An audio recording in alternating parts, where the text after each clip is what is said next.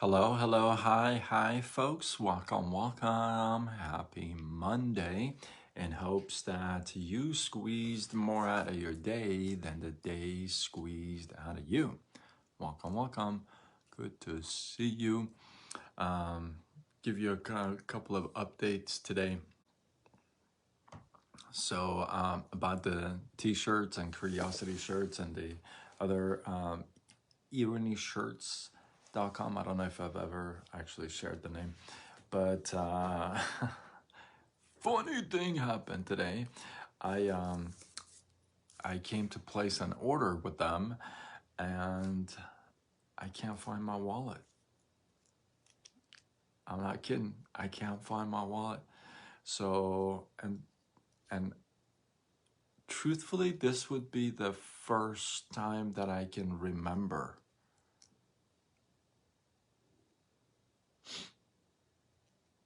Second time I can remember that I've lost the wallet. But I traced back everywhere. I went back to the places, to the stores that I've gone to, and can't find it. So can't stress about it too much. And so I called everybody and, did the cancellation and replacement and all that stuff. And so couldn't place an order with the t-shirts. So we have to wait until I get a new card. Hilarious stuff. Anyway, so hold on to your stuff, don't lose them. And the funny thing is, I had cash in there, which kind of sucks. But I'm praying that the person that found the wallet needs the money more than I do. I really do, and I hope that it blesses them, even though it hurt, but it's okay.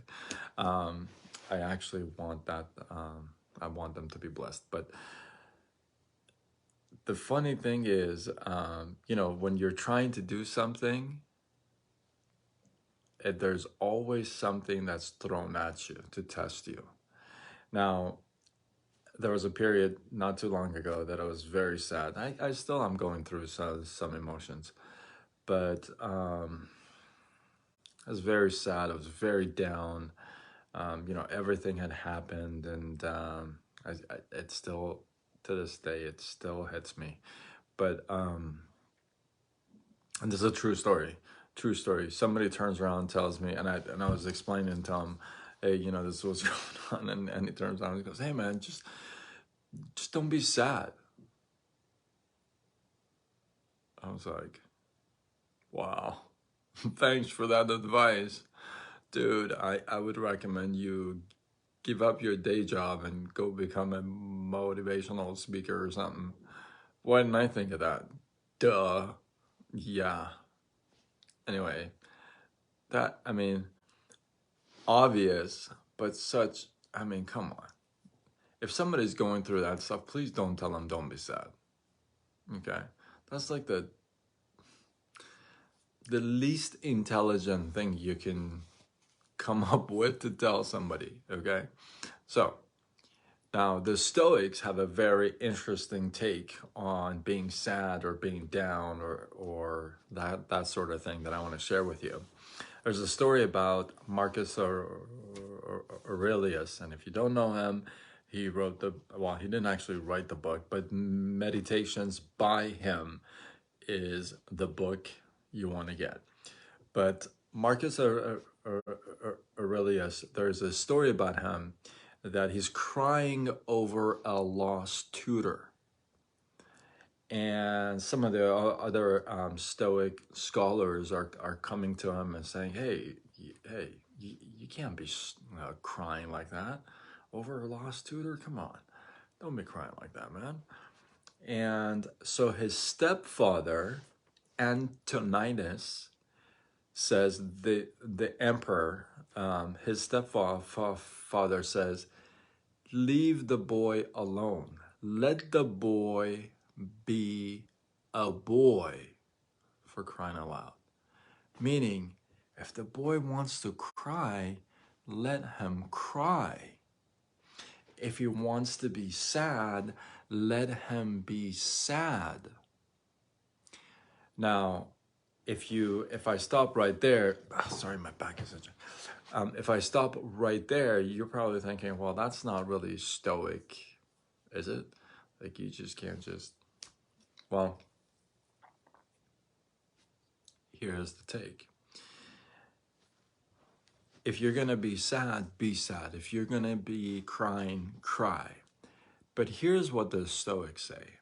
Don't let the sadness and don't let everything else to consume you, to take you over, to take over you. You know, saying I am sad versus I'm experiencing some sadness in my life right now is a big difference, right? I am sad means that you're identifying with sadness. This is one major reason why I have an issue with folks who say I am a stutterer. I have a huge issue with that because once you say that, then you identify with that. You basically you're letting that consume you, take ownership of you.